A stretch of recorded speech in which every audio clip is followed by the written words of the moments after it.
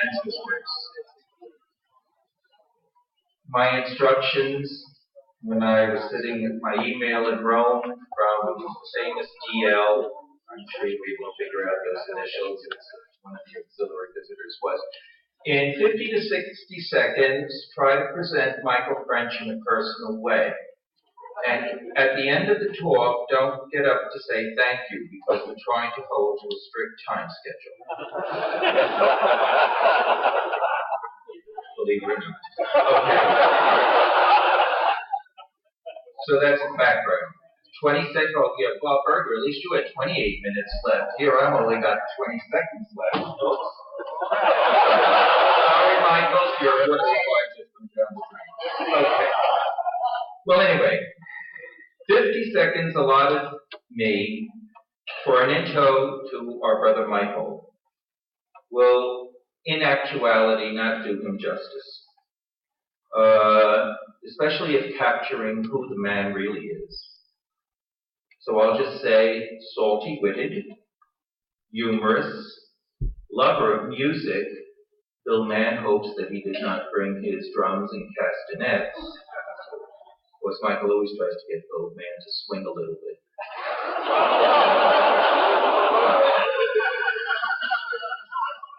We're not speaking theologically. Spiritual, we're not talking about Mike French, okay? Spiritual, well-read, and insightful, but ever sensitive to the needs of all who come across his path.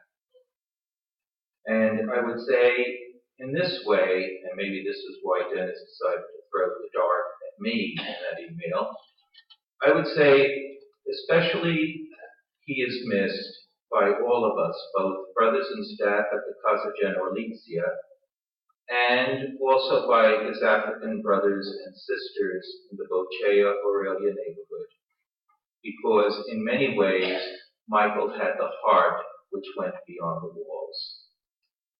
And Michael, this is the second part, muchas gracias, in anticipation of what you're going to share with us, which I'm sure will be heart-filled and wonder-filled as well.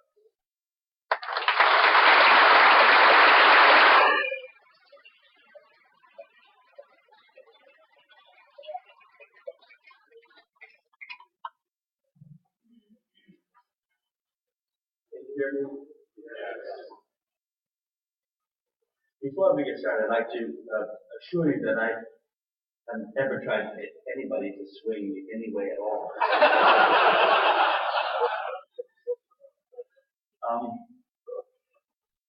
When Dennis wrote me to prepare this, at first I thought, well, could you come up with a topic a little bit more vague so that I would have a harder time? But afterwards I started thinking about it. I said, well, in a sense, this is what all of us need to be able to talk about.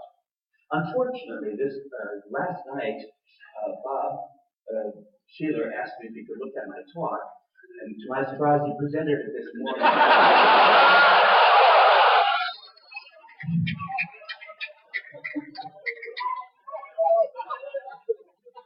For those of you who don't know that was kidding. Anyway, you can see from this image, I chose it specifically. Someone asked me where it was from. I don't know where it's from. I told them it was from the internet. But I chose it because it sort of spoke to me about how I felt as I began to prepare this. There's a path. It's not a real clear path. It's kind of muddy, a little steep. Going through some nice territory, but it reaches a hill and you don't know what's on the other side. That's kind of the way I felt. A sky that's pretty but a little ominous. And I thought, well, that's kind of the way I feel as I approach this. But I'm happy to be back, and I'm happy to share. I don't know if they're insights or impressions or feelings, but whatever they are, you will discover them with me as we go along. One of my favorite humorists, of course, this is not Bob Berger, by the way.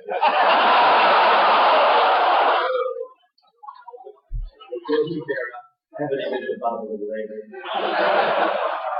And one of the things that he is credited with saying is the future ain't what it used to be.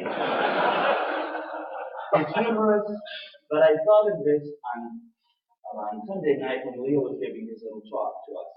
I thought that wonderful homily kind of set that up. It's humorous, but at the same time, it's very true. Those of us who entered a few years ago had a predictable future. We could pretty much figure out what was going to happen. That's not the case anymore for any of us. And so I thought Yogi was a good person to introduce this. But I'd like to look at another story. Some of you know this, one of my favorite stories. Here you have the Chicago Daily Tribune, which got it completely wrong, along with Dewey, by the way.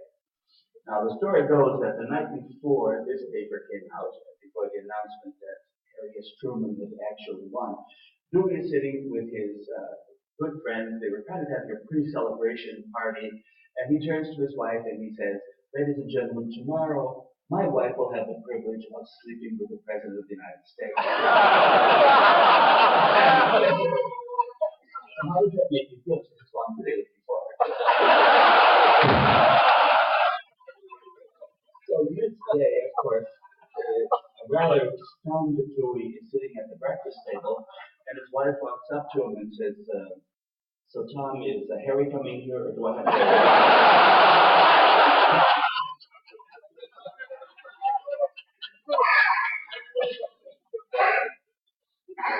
It's a funny story, but in a sense, it says the same thing that Yogi Berra said. He had planned a future for himself. It turned out to be kind of a surprising thing. And as I prepared, this is kind of my guiding text, which in a sense is a text that perhaps we all need to kind of think about. Always be ready to give an explanation to anyone who asks you for your reason for your hope.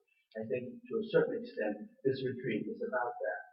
That we are, in a sense, giving our to whomever asks us, in this case each other, what is the explanation that we have? What is the reason for our hope? So what I'd like to do, I hope we get through it. If not, please don't throw anything, just let me know that the time is up. We'll talk a little bit about very little bit of theology, I promise I won't give too much. But I'd like to offer you an image that will kind of tease a few things out of us.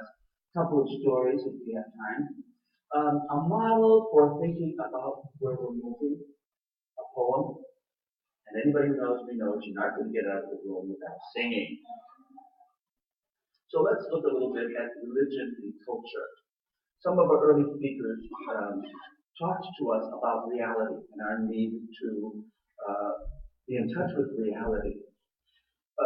Well, I really believe that Christianity, if it ever was, is no longer a purveyor or creator of culture, but rather is called to interpret culture. Our job, even in the midst of the fact that we participate in culture, this room and this technology suggest that already, but we have to help ourselves and each other and our students and those who know us to interpret what the culture means. If all of this is true, so what? If we have a lot of facts that we know, big deal, what does it mean? We know what our way of interpreting culture is. And yesterday, I think Bob kind of set us up. He reminded us that our way of understanding reality is discernment in faith. And our discernment, as we read in our rule, we are men of faith. We judge all earthly realities with the eyes of faith. We do everything in view of God, and we attribute all to God. In a sense, that's a kind of a fancy word. That's my non-Christian theology. Faith is the habitus, which is the stable disposition of the Spirit. It is where we live. That is our fundamental approach to reality. We look at it with eyes of faith. Now, John Lennon says that reality leaves a lot to, or said, I should say, that reality leaves a lot to the imagination. It seems a little cute at first, but I don't think so. Because if we look at reality, what reality did our founders see? We saw the human and spiritual distress of the children, of the artisans, and the poor. We've heard many people already speak about our perceptions of reality. But first you have to be able to perceive it. And then comes the imagination. We believe that when we perceive reality, that it can be changed, that it's not the last word.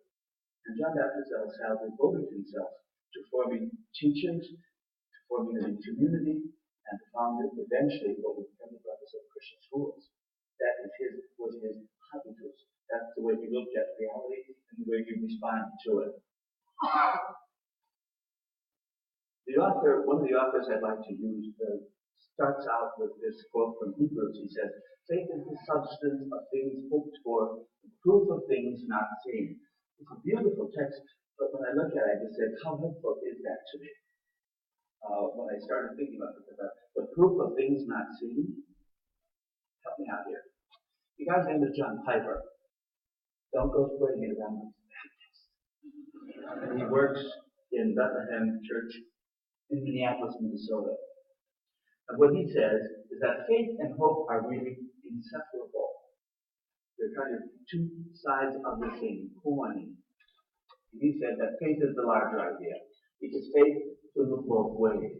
Faith can look at the present, it can look back at the past and interpret it, but it can also look forward. Hope looks only forward. We don't hope about the past. Why would we hope about the past? It's gone. It's done. But one thing that he said that I found very compelling, hope is faith in the future tense. In a sense, our faith lives into the future.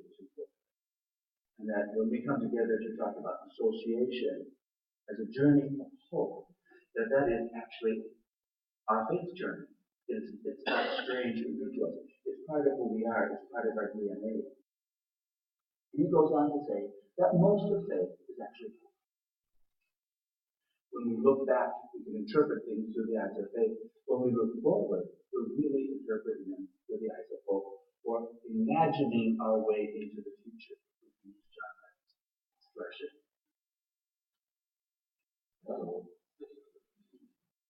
A little technological challenge. My oldest aunt, the only remaining sibling of my parents, her great-grandson lives in Chicago. And he came over and said, "You're not going to believe what my mom said to me today." She called it, he was kind of busy, he was on his blog, and he was trying to put some stuff down off the blog. And he says, "Grandma, I can't talk to you, I'm on the blog, and I can't get some stuff down." And she said, "Lady dried prunes."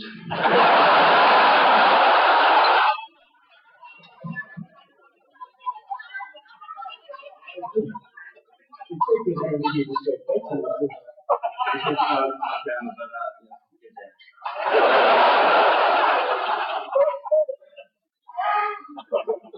An interesting scientific discovery, John Mosconi got me this information from Rome. They've taken some DNA from the upper turbinates of the founder's skull, and they've subjected it. This is actually the double helix of the founder's DNA. And the two most pronounced strands, as you're going to see, are faith and hope. So in a sense, even though he's not our genetic father, our spiritual father had a very strong hope and faith strands. Now I'd like to move on to the image I promised you. And this is an image from a Filipino artist called Emmanuel Garabay. If you know his work and you know this work, please don't blurt it out. But I'd like you to look at the thing and imagine what biblical story it is.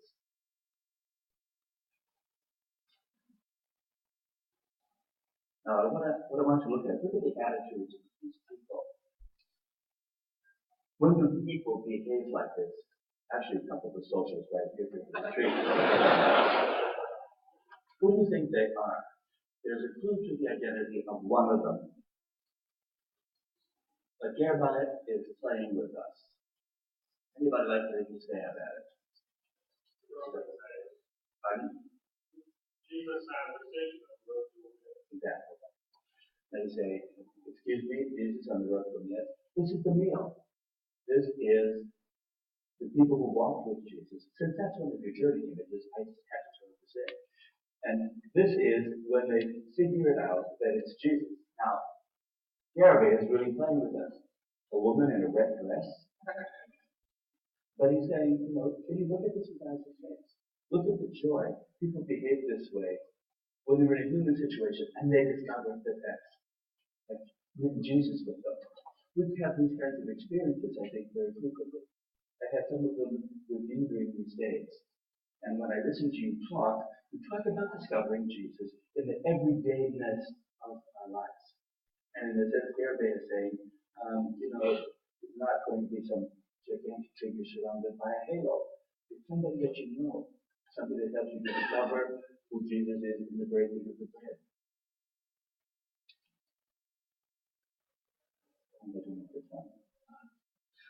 I had 5 stories that I was going to tell you. One of them was a bit strong, and I decided not to do it. But I would like to share a little bit of a hope story that comes from Rome, 2008. I have been fortunate to participate in all 5 of the ILU meetings at the International Association of Local Universities. And in the second one, there was a young man named Jordan. He was from our school in Barcelona, Buonanova. That's a technological part of the larger Ewell University, which is a Catholic combined university. They have a very, very important technological department. But George came, and his wife eventually showed up, and he was listening very attentively. I don't know how many of you know Pedro Gil. You certainly know him. Pedro Gil has done a study on the history of the Institute. And he talks about 3 major crises that are manifested numerically in this graph. Now, you may have guessed that I'm not good at graphs either, but this is he says that there are 3 major crises. The first came, the lines have moved in business. Ignore those dates. The first came, French Revolution, when the then about 800 brothers were either killed or disappeared or laicized. Approximately 30 of them returned and refounded the Institute, and it grew. Remember the time of Philip. By the time end of the 19th century, there were 10,000 brothers. The laicization came the secularization came in France. The number dipped way down again. Then they grew again in the 20th century until Second Vatican Council. And Pedro goes on to say that we are now here. From 16,000, we were down to 5,000. He's going on about this. And George raises him and says, "You got that wrong. Absolutely wrong. But that line doesn't go down, it keeps growing up. We're here." I've never seen Pedro flummox before. Those of you who know, those are like, and yet, he said, okay, now here's a man who said, what's important is the mission, right? That mission isn't, we have more people in mission than we've ever had before. Now, for us, some brothers, they said, yeah, brothers, how do I go have it? He said, no, you got that wrong. And I was just so amazed by that. I think I stopped translating. But it was an interesting way to show us that there are people among us who understand, yes, the Institute is important. And he eventually said that I know you're mourning the loss of brothers, but we're here and we're with you. We may not be able to say that I'll do this for your life. But we will be with you. We will stand with you. And we will be on mission with you. So that kind of was, for me, very interesting thing to see. He said, look at how many people now, these numbers are very, very approximate. But he said, not everybody is involved as we are, but there are a lot of us who are in this. Another story. Some of you may know that I have been fortunate to participate in all of the Call to Be Brother retreats this summer. I made more retreats this year than I have ever in the last 10 years. But they've been amazing. Now, I was called to be the keynote speaker for the retreat in Sierra Madre. We gathered with Tim Caldwell, present visitor of North Santa, and Tom Jones, who just exited as a visitor. And we designed that. You probably understand what's happening with these 2 districts. They are thinking of forming a new district. I hear some responses out there. And those of you who know the districts will understand what the dynamic might be. And I walked in and said, you want me? I'm going to be the keynote speaker for this. Thank you. And yet we worked out what I thought was a very interesting dynamic, not unlike the one we probably went through, although I didn't participate in that first part. I gave 2 keynotes the first day. The second day they talked about their iconic brothers. And the third day they talked about the history of their districts. The fourth day we had the integration. By the fourth day, they had moved beyond, this is what we have, our retreat. Well, it was clear that there were all kinds of issues. Identity, autonomy. You can spell autonomy with dollar signs if you want.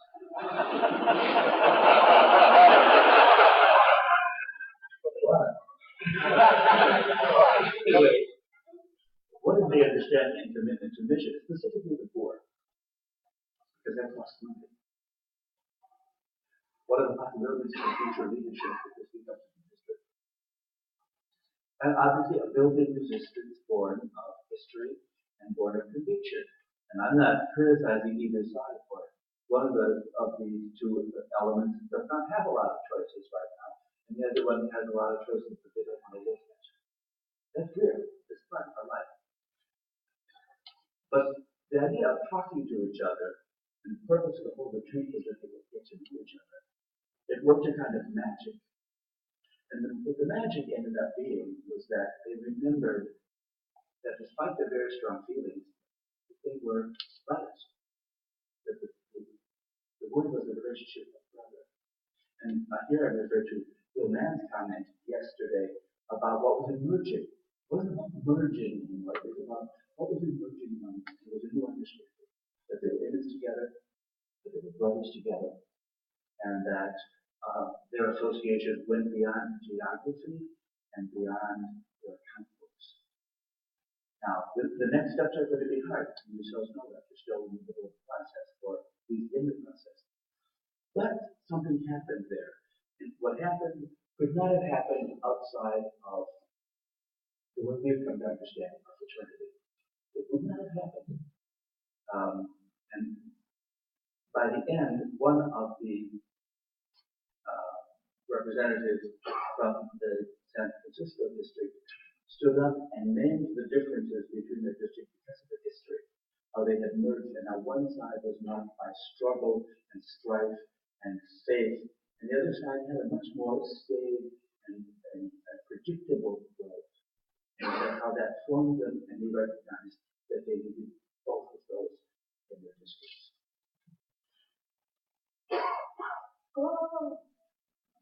That was a little cry of help.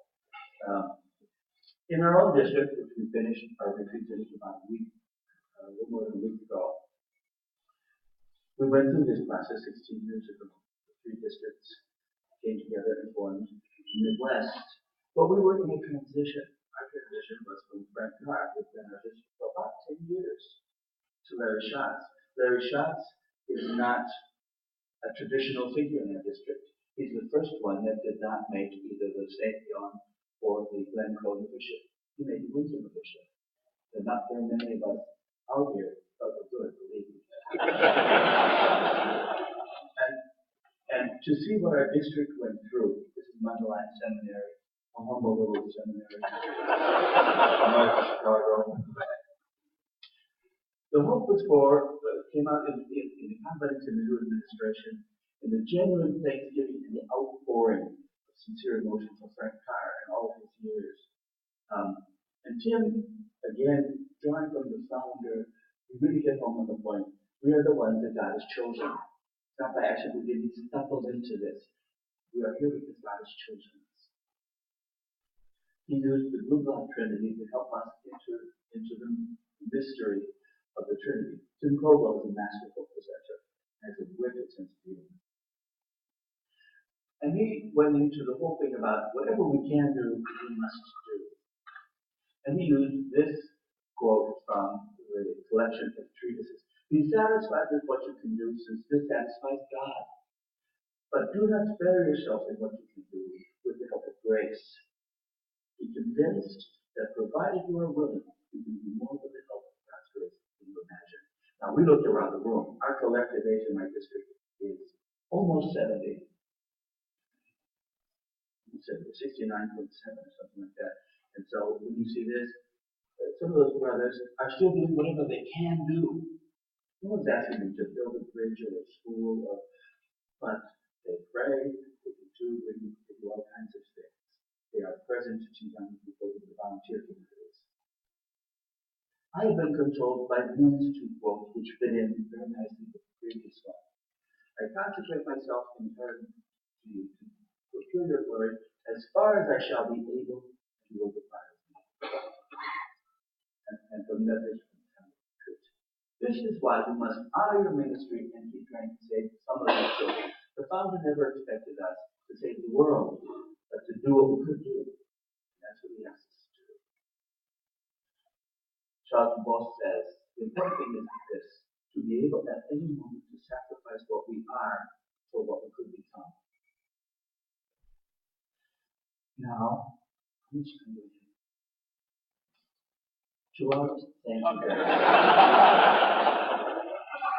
John Wimber,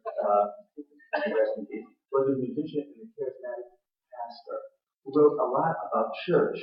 But as I read some of his stuff, it struck me that a lot of it could be applied to consecrated life. And he used the idea of bounded sex and centered sex. Now, I'm not a mathematician, but I was told by mathematicians it goes on mathematical terms. A bounded set is where it's very clear what is in and what is out. To a certain extent, we can talk about our religious life as a bounded set. You either have the vows and you are chaste and all the rest of it, or not. And our formation, our early formation, probably looked like that. You're bounded to be in a bounded set. And he said, what is the process to get to a bounded set? He said, it's this.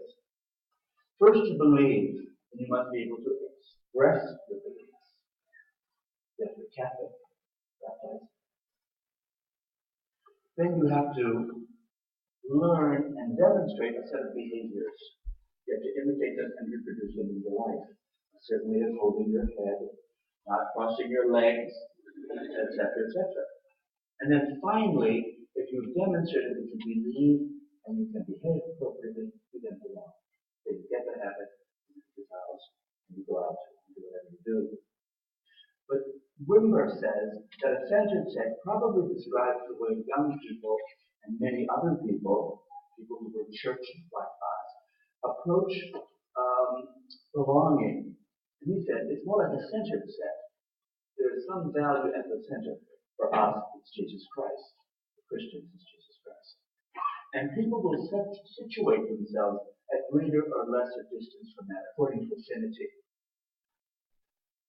And he says, what does, in a sense, formation or belonging look like in a centered set?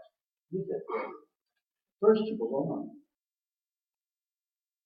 Somebody was talking about this the other day. A person come to me this morning. Was it which one of the ladies was talking about it? And said,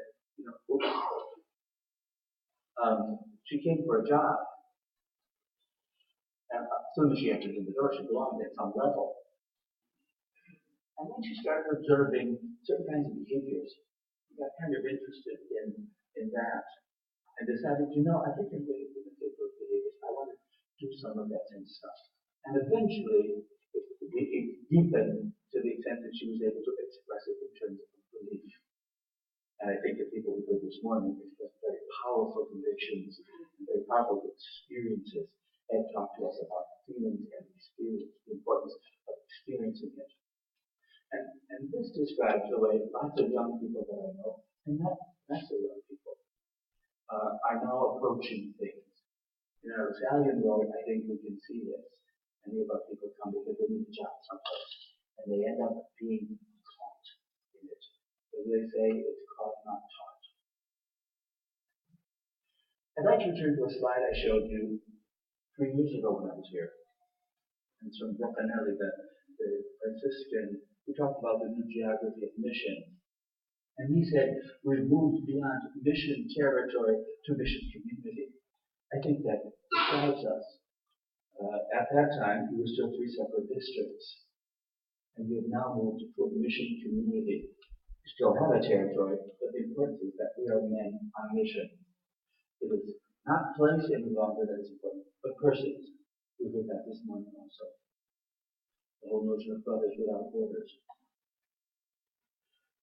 And here's a piece that I have really come to look at more closely. At first I thought Dolfinelli was being a bit political when he said evangelization is becoming a mission of reconciliation. We think of some of the experiences in our own congregation, in this archdiocese, and we see that there's a lot of healing that needs to take place. We can participate. The healing of a broken world. It may be our own world, it may be another world. And the thing that I found absolutely fascinating, we are called to become witnesses, not fixers. Wisdom figures, not filled with knowledge. Knowledge is important. But ultimately, what people need is a wisdom figure. And there are new word symbols that are increasingly coming up. The idea of dialogue, reconciliation, building bridges. This is language we've been hearing from people throughout this whole retreat. Relationship, making connections. Here, Dolfinelli uses building bridges. But it's very much, in a sense, something that we know and are familiar with. This evening you're going to see a film. Many of you have already seen it. But one of the dialogues that happens is between the prior, the Christian, and the Christoph, the man who is doubting. And Christian says, remember, you've already given your life. You gave it by following Christ. When you decided to leave everything, your life, your family, your country, the family you could have raised. And Christoph, who is living an authentic crisis, says, I don't know if it's true anymore. Forget it. Why be martyrs? For God, to be heroes, to believe we're the best. And Christian finishes up the dialogue by saying, we're martyrs of love, out of fidelity. If death overtakes us, despite ourselves, it goes up to the end. Up to the end, that we'll try to avoid it. Our mission here is to be brothers. Remember that love is eternal hope. Love endures. And in a sense, we come full circle.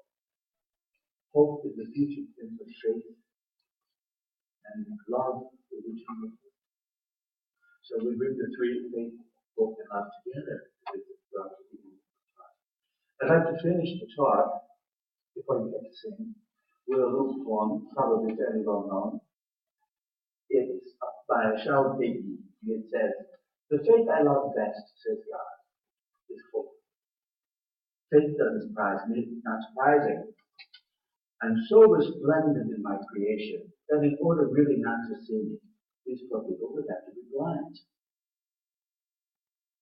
Charity, says God, that doesn't surprise me. It's not surprising. These poor creatures are so miserable that unless they have a heart of stone, how could they not have love for one another? How could they not love their brothers? How could they not take the breath from their own mouth with daily bread in order to give it to the unhappy children who pass by? And my son has such love for them. But hope, says God, that's something that surprises me, even me. That's surprising. These poor children see how things are going and believe that tomorrow things will get better. That they see how things are going today and believe that they will go better tomorrow morning. That's surprising. And it's by far the greatest marvel of our grace.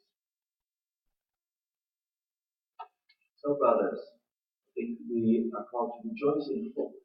And remember that the kingdom of God is not a matter of food and drink, of righteousness, peace, and joy in the Holy Spirit. The Spirit General of the Jesuits at our last general chapter, he spoke to us. He studied with the brothers. I don't remember there was a woman. Anyway, he studied with one of our schools. He said the thing he remembered about the brothers was that they were joyful in their vocation. They liked what they were doing. Things were not perfect, but they were joyful. and he said it helped him make a decision to choose religious life. So, as I sum up, I would like to invite you to remember that hope is faith in the future tense. Signature Day, our faith in the future tense will carry us forward. And that as Father Christian said, love is eternal hope. Hang on to Jesus, who is the center of our lives, and reach out. In this your day, always centrifugal. It's always going out. However we can do that. And rejoice in hope. Let's rejoice in hope. You probably know this song. It's not in the room in 5 minutes.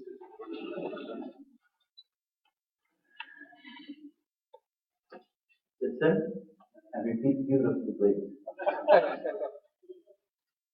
Rejoice in the Lord always, and again I say rejoice. Rejoice in the Lord always. Rejoice in the Lord always, and again I say rejoice. Rejoice in the Lord always. And again I say rejoice. Rejoice, rejoice, and again I say rejoice. Rejoice, rejoice, and again I say rejoice.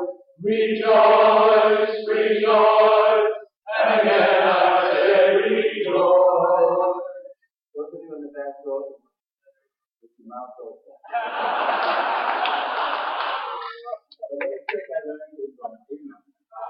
So, starting right here, the city choir 1 and choir 2. It's a round. We'll sing it all the way through. And we'll see how it sounds.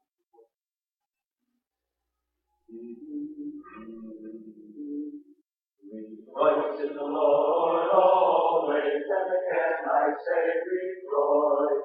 Rejoice in the Lord always, and again I say rejoice. Rejoice, rejoice, and again I say rejoice. Rejoice, rejoice, and again I say rejoice. Rejoice in the Lord always, and again I say rejoice. Rejoice in the Lord always, and again I say rejoice. Rejoice, rejoice, and again I say rejoice. Rejoice, rejoice, and again I say rejoice. Rejoice, rejoice, and again I say rejoice. Rejoice, rejoice, and again I say rejoice. Rejoice, rejoice, and again I say rejoice. Rejoice, rejoice, and again I say rejoice. Rejoice, rejoice, and again I say rejoice. Rejoice, rejoice, and again I say rejoice. Brilliant. The CDs will be available.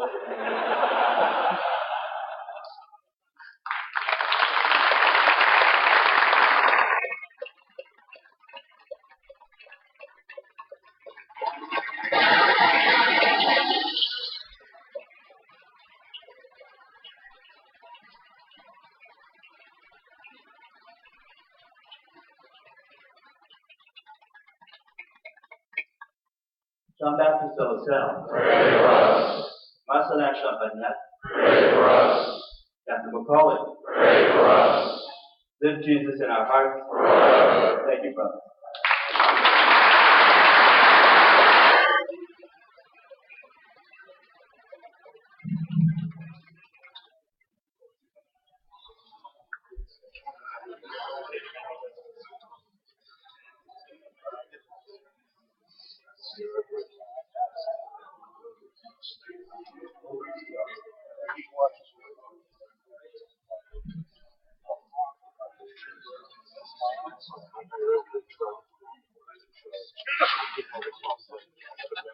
Ross.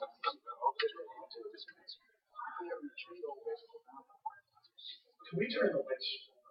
I would like to invite the folks that were presenters today, this morning, to come join Michael on the stage here for another question and answer session, a very brief one, before we go to Mass. So, would all of the folks please come up, including Bob, and if you are a presenter today, would you please join Michael on stage here? And as they are gathering, Michael, again, thank you for an outstanding.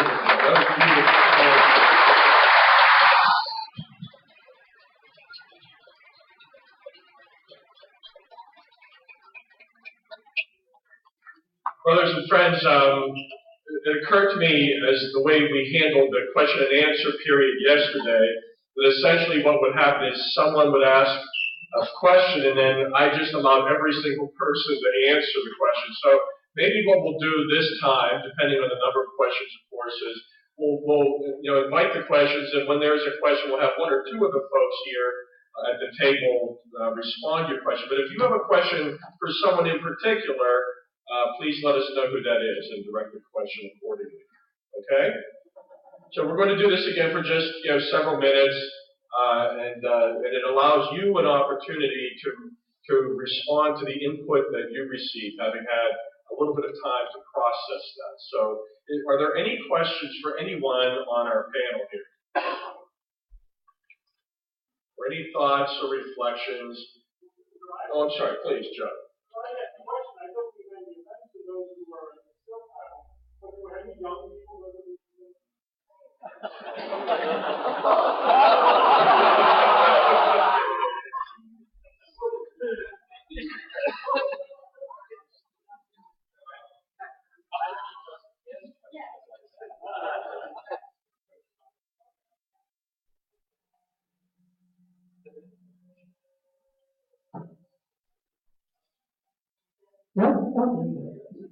The answer is yes. All right, next question. People who would consider themselves younger guys over there, or the people from other parts of the world, or younger folks than we appear to be. And maybe not as many as we would like, but of course, there were 78 of us or so from the whole institute, so there was some kind of protection. People who could get away with the weeks of work. Bobby, you and I had an indication about the interdependence, which was attached 30 years ago, as a form of association. Maybe you can't comment on that.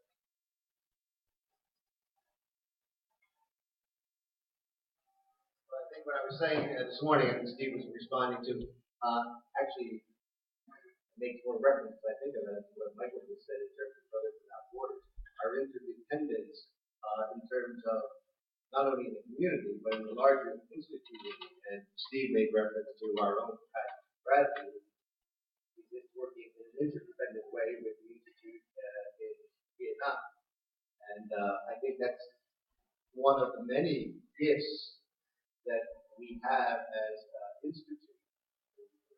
Nice phrase from Borders, but I think in reality, a lot of things like that in fact happen. I shared with the people in the Midwest and the San Francisco district when Alvaro and I were there, and also in the New England Santa Fe district in April, that one of the really nice things seeing Ida in the last couple of years as we created this new reality is the openness of so many of you to respond to Dennis's call to maybe a new assignment, a new community, and the movement. I mean, the question always is at times, well, like we're saying, we're older people, there's not a whole lot of movement. But I am really delighted to be able to share with other parts of the region and institute that this district has been very open in the last 2 years to respond to other kinds of calls in the district and beyond. And to me, I think that's part of it. Thank you, Alan. Two pieces. One, just a comment to Ray. You talked about a reunion, people in LaSallian formation. When you do that, I hope you include people who are no longer in LaSallian ministries, because I think they have something that could contribute to the reflection that occurs on that occasion. That's part one. Then there's a second. Go ahead. Yeah, we have a list of anyone who went through the Scion Formation, LLI, Buttermer, LSJI, over the years since the beginning. And that includes those who may no longer be in Stallion institutions or ministry. And we've reached out to them. Hopefully, their presence would be important for us to have at that assembly. Yes, thank you. And Julia, as working in ministry, what do you do? By Julia, you mean Lois? I'm sorry, Lois.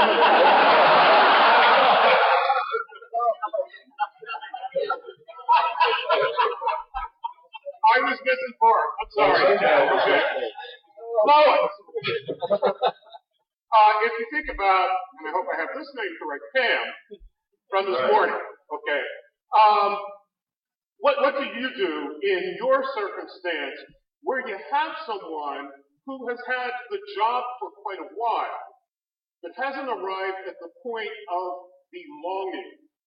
How do you, or do you bother to move them a little bit further along on that graphic that we were showing a few seconds ago? Well, the first part of the answer I'd say is it's always tricky if you're in higher education, tenured faculty anywhere. So, but yeah, I think that one of the things that I've heard over the months and maybe even the years about any of this work and this effort is that you really can't make anybody do this. So you can't make someone belong, but you continually invite them. So I think what we do back, where I can speak to Manhattan, I think from what I know from what Pam spoke about, is an enthusiasm and a sharing. Maybe it's not enough, but of the sharing when we get back to our home ministries of gathering people together for lunch, gathering people together for dinners. We're trying to write it up more and put it in our internal newsletter at the college to kind of share with people that they're invited, that they can say they'd like to do it. And I would say one of the things that's been good for us is the program in Rome, the 2-week program for higher ed. We've been able to send people to that every year. So that's been a good thing in terms of faculty.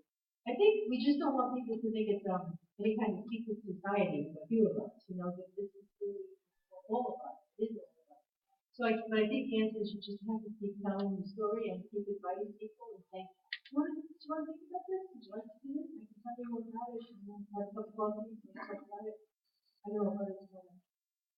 That would be that's what I've been trying to do. Charlie Kitson presented to us in Rome. He was saying that within the LaSallian family, wherever you happen to be at the present moment is where you're supposed to be. And the whole process of inviting, the whole process of creating formation experiences or experiences of belonging that evolve over time. Not everyone will buy in, but the invitation is always open and available. I think that's important. Any other questions? Please go.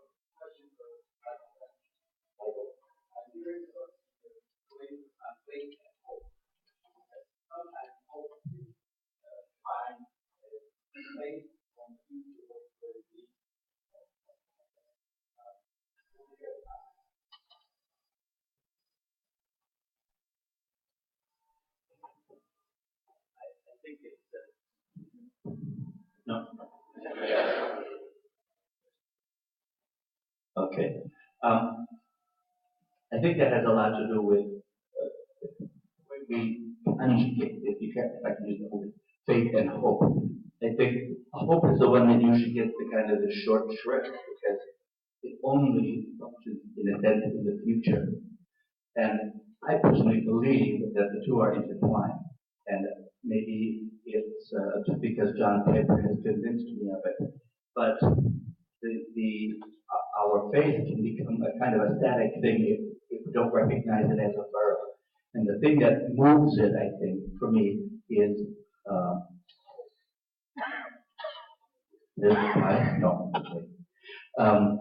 but I don't know that I have any very elaborate or theological explanation for you. That honestly,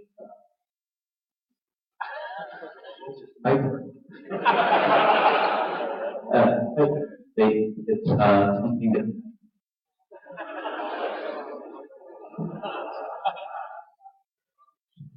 that I've been forced to think about in a different way because I was asked to give this talk. And I don't have a lot of training in the kind of mental gymnastics and scholastic gymnastics about it. But I've seen too many experiences of it. Several of the stories that I was going to tell you, including my experience in Guatemala, made me live it. The same way that I learned association, I didn't learn association from a theory. I learned it because I lived it. And after I'd experienced it, I could look back on it and say, that was association that I lived in Guatemala, or that was my faith that I had hoped would be true. But it's one of those things that I only discover as I reflect. As the French philosopher says, you live your life forward, but you understand it backward. And that's how I've come to understand it over the years. I ask you, when you talk about faith and hope, you really can't separate both. Because really, faith and love is not between God. That's the whole relational piece. But during this whole retreat, it's a covenant. God is faithful. We believe that God is faithful to his covenant. That's the way I think about it. And it is a covenant based on love. Sure. This is Michael French. I'm very much taken by your mathematical sense and the way you formed and looked at these positions. Have you teased that out at all? Do you intend to broadcast that around the country? No, it's not my own. It's John Wimber.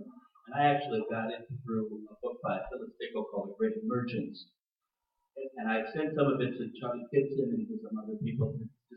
That's one of the reasons I wanted to try here, to see how it fits. If it fits people's experience or if it's just completely experience. It fit mine and a lot of people I talked to. And every time I brought it up, people seem to resonate with it. But I would not propose it as an absolute. It's young people that I talk to seem to suggest that that's how they come into it, not by starting out as a believer, but by moving into it. That goes back to my work with the Italian volunteers. I don't know about other people who work with volunteers or with young people, but that's all I have. That have not figured out beyond that. Jerry. When you were talking, sorry to break you up here. Bob, when you were talking about changes in genome that you've seen, could you help us out by giving us 3 or 4 of the changes that you had in mind when you said that?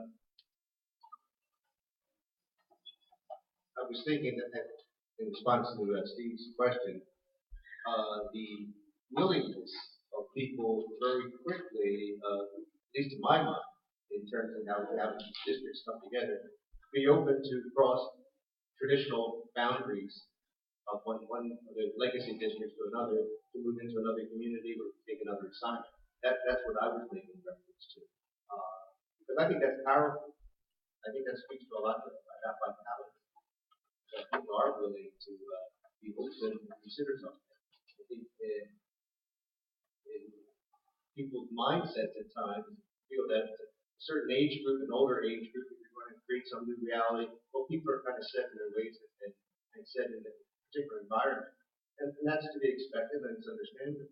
But when I saw in the first year the number of people on the list that were not willing to go to another community or another assignment, and then again this year, I just think that speaks to the volumes about the quality of people in this district and the vitality of this district, that they're willing to do that. And not only if the heroic thing, some people might call that heroic, but go to another country or allow them to get across traditional district boundaries. I think that speaks volumes about the quality.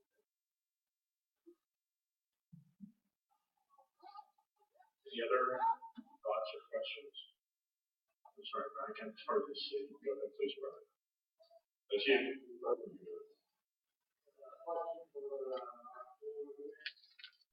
In my thinking, I see a difference between what I call associational membership and devout association. citizens of the city is not only agree, that is the society.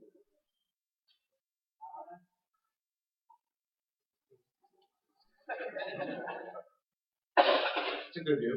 I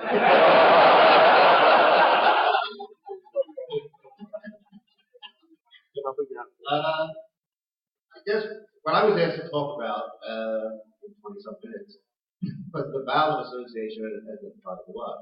And I think that is different from the general Italian association. So I was just trying to share some thoughts on the ballot association and what it has mean to me, and I hope to a number of brothers as we live this reality. I mean, as a young brother, I didn't think so much. I think many of us, when we joined, it wasn't because I wanted to live a life of poverty, chastity, and obedience. That's not what really attracted me. There were 45 brothers in that class, in that school at West Catholic, and how they were associated as a group and what they brought to us as students. And to make a commitment through that ballot association is, for me, how I've been lucky enough, as we have been lucky enough to live. God has asked us to live our life this way.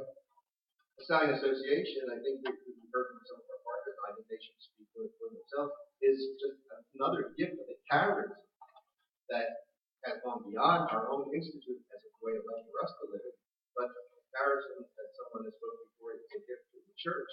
And to see, that participant in Galdo last year say that person sees the mission expanding, and it is expanding because of the association in a different way that they're living that association. I mean, the fact is there are 200,000 more students who are preaching globally than we did in the 1960s, and I think that's a gift of comparison to the church.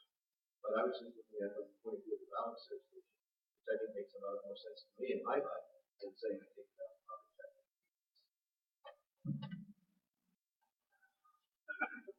Michael, we have maybe just one more minute. I was wondering, would you mind, we've referenced this ILU conference, and Lois mentioned it too, several times. I think the brothers are very familiar, obviously, with Huther and Bottomer, even the LLI, and the Messiah Social Justice Institute. But this program in Rome for the higher ed folks, would you mind describing it for them and maybe those of you have some thoughts? And then we'll move on to Mass. The program began in 2007 with John Wilcox from Patton College. First 2 years, he and his wife Suzanne ran it. And the idea, at least at the beginning, he stressed that I think he was after the Catholic character of LaSalle University. It became very clear in the very first meeting that universities were sending people who were not Catholic. 20% of the first group that came was not Catholic, and several of them were not Christian. And so the program expanded eventually with the last, I've been lucky to be on it all 5 times. And there's a very serious, it has a lot to do with the dialogue we're having right now. The thing that came up the very first time was the whole question of what Dominic Colonna from Lewis said. He understands the Catholic umbrella of De La Salle, Catholic priest in a Catholic country, founder of a Catholic congregation. And he said, but the charism of LaSalle is a much bigger umbrella and embraces people who are not Catholic. And he brought it up in a sense as a question, but also as a statement. And so every one of the groups that I've been on has, in one way or another, expressed the fact that they feel welcome as university educators or administrators. They come from all areas in the university. They come together to learn about basics. Some of them had no LaSalle information at all, and some of them had a great deal. So it's a very mixed group, but normally they would deal with elements of spirituality, history of the institute, something about Catholic education, something about the Catholic intellectual tradition, and then a number of other topics. But the important thing that happened is exactly what Julia talked about. But she said it was the context of people. They caught fire because they discovered that people are doing the same incredible mission all over the world in a lot of different ways, a lot of different countries. And to hear that they had people that could identify with that and resonate with it almost instantly. And that the aren't so important as the central thing. And, we had one man who was, wasn't Buddhist, he was Shinto, I think, or something, and was from the United States. But he made it, and he said he felt absolutely comfortable. A Jewish woman from Lewis did the same thing. She did not feel, she felt that Catholic in the small C was what she was experiencing. And so I think it's a wonderful program that it is moved beyond a rather strict understanding of what it is that who we are, and into recognizing the incredible mosaic that the Mosaic world is, especially at the university level. And one last point, that they've also discovered the responsibility of the rest of the Mosaic world. They're not separate, but that they have a role to play in developing the mission. I think that's exciting to see how we get it there. I want to go next year. All right, brothers, thank you for your attention, and thank you to our panel for their presentation.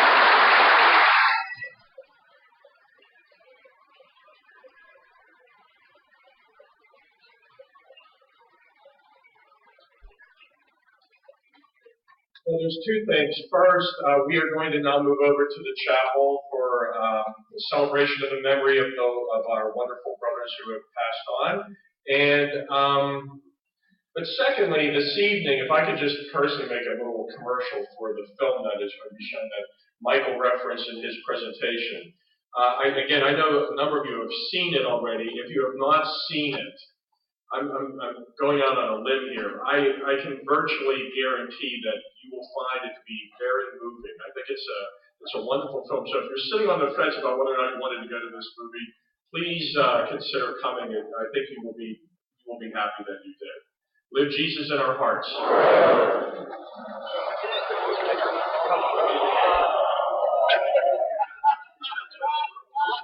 Do it.